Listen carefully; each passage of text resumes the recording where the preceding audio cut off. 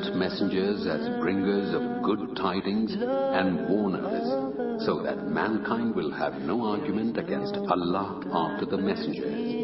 And ever is Allah exalted in might and wise.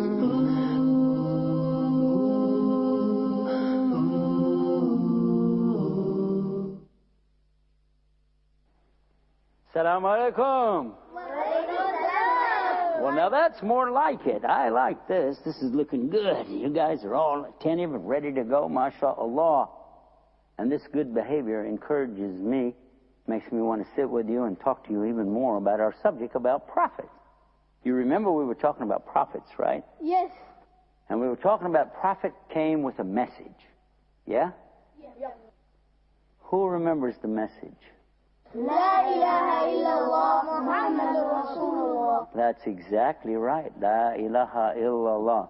There's no God to worship except one God, right? But the problem comes in that not everybody tells the truth. Some people tell the truth and some people don't tell the truth. So if a prophet comes to us and tells us anything, we should believe them. But what if somebody comes to us, says they're a prophet, but they're really not a prophet? Uh-oh. Now we'd have a problem, right? So how would we find out? Well, we have to use our head. You can use your brain, right? Now, if somebody came to your house, knocking on the door, and they said, I want to come in your house. Would you just open the door and let them come in? You don't even know who they are? Would you? No. You would say, who are you? Yeah? And then maybe they would say, I work for the telephone company and I want to look at your telephone. Would you now open the door and just let them walk in? No. Not yet. Okay. Especially if you look around your house and you discover you don't even have a telephone. Who is this guy, right? Why should I let this guy come in the door? He said, I'm with the telephone company. We'll ask him for what? Proof.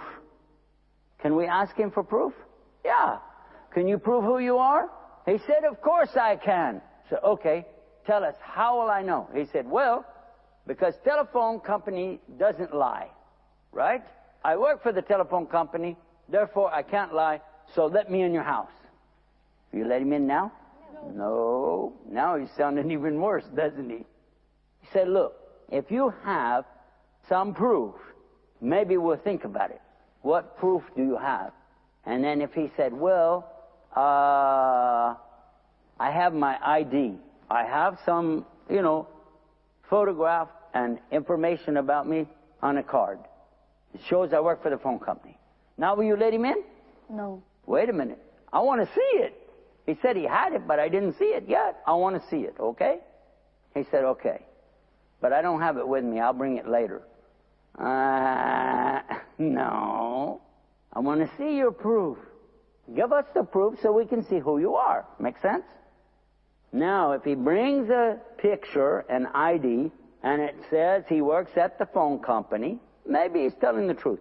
But it should also be a phone number. And we'll call and check and see if he really is the right person. Make sense? But if we look, we said, oh, but there's no phone number on here. He said, oh, we don't have a phone. How are you working for the phone company and you don't have a telephone? Duh. Okay, hold on a second. Let's think about this. If he's really who he says he is, there should be some way we could prove it. Otherwise, I'm not going to open the door. Make sense? All right, now, using what we just talked about, letting somebody in our door, what about a prophet? Because if somebody comes to tell me about something that I can't see, like Jannah or Jahannam, somebody's telling me about paradise, somebody's trying to tell me about hellfire, somebody's telling me there's a God, somebody's saying things about Bibles or Qurans, things like that. But how do I know if I can believe this guy? I need to find more proof, yes? But what proof would I have? What would be his identification? How can I verify? I just want to be sure because I don't know. So what kind of proof would a prophet have to have? Now, if he just pulled out a piece of paper, has his picture on there and said, this is Prophet George, or this is Prophet Bill or Prophet Betty or Sarah. Is that okay? No. No. No, I don't think so. Especially if I look at it, I think you just made that up in the parking lot. I think you just did that. So how will I know? Well, if they really came from God, if there really is a God, and they really came from God, then the proof that they have should be something only God could do. Make sense?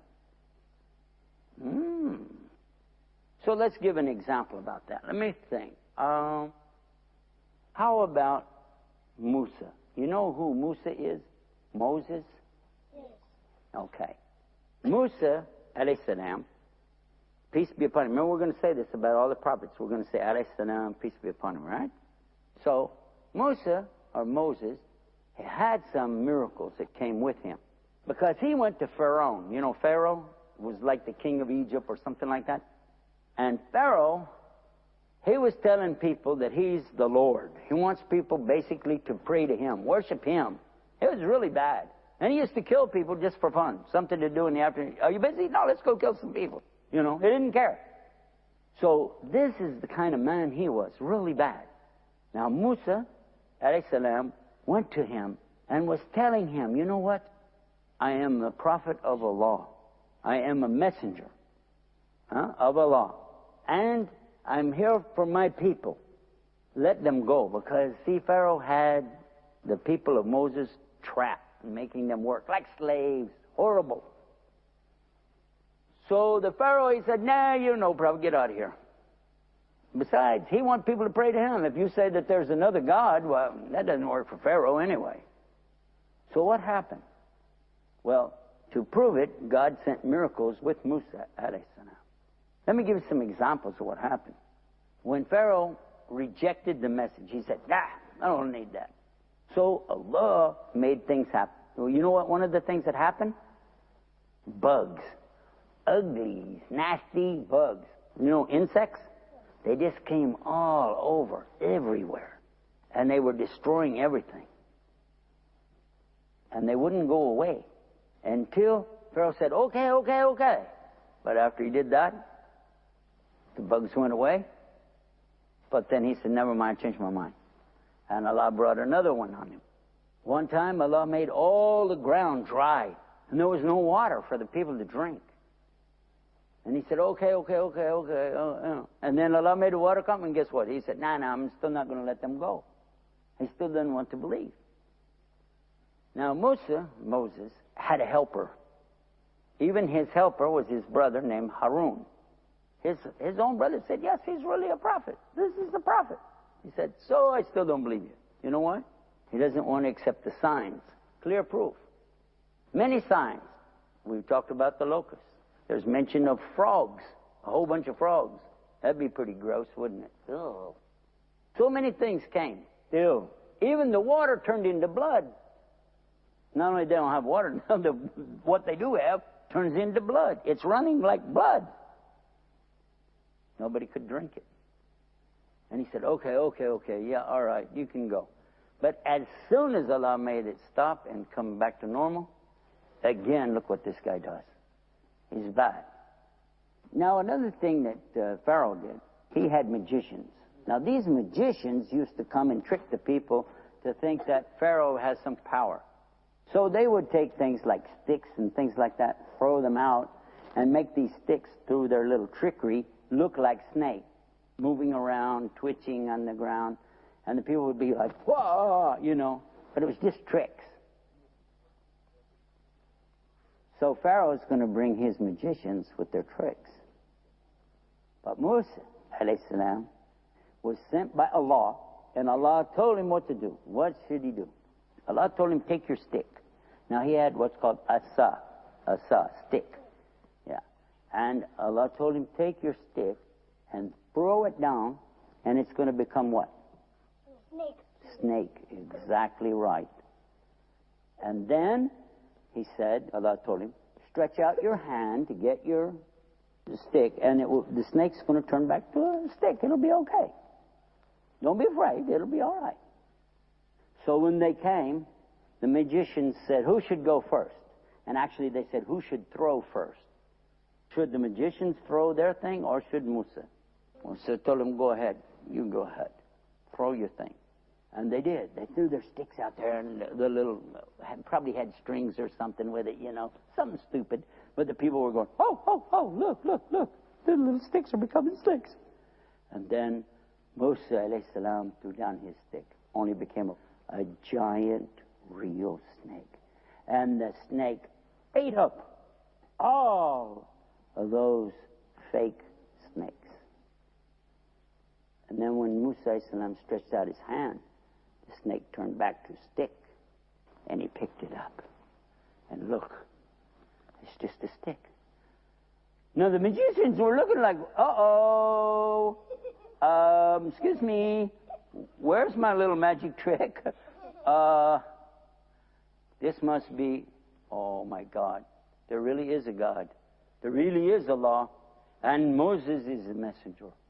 And right away they did what people do when they recognize that there really is Allah. They put their head on the ground and they bow down to Allah. And that's what they did. Now, all the time Pharaoh is watching this stuff. He's on a big throne, like, hey, what's up with that, And then when he saw his magicians bowing down, and they said, we believe in the God of Moses. We believe in the God of Moses. Now, Pharaoh's going, These guys, yep, they made a deal with Moses, and they're just tricking me. That's it. You guys, you sold me out. That's it. I'm going to have you drawn and quartered. I'm going to have them beat you. They're going to cut your leg, cut your arm. I'm going to have to do all... And you know what they said? We don't really care. We don't care what you do, because you're not Allah.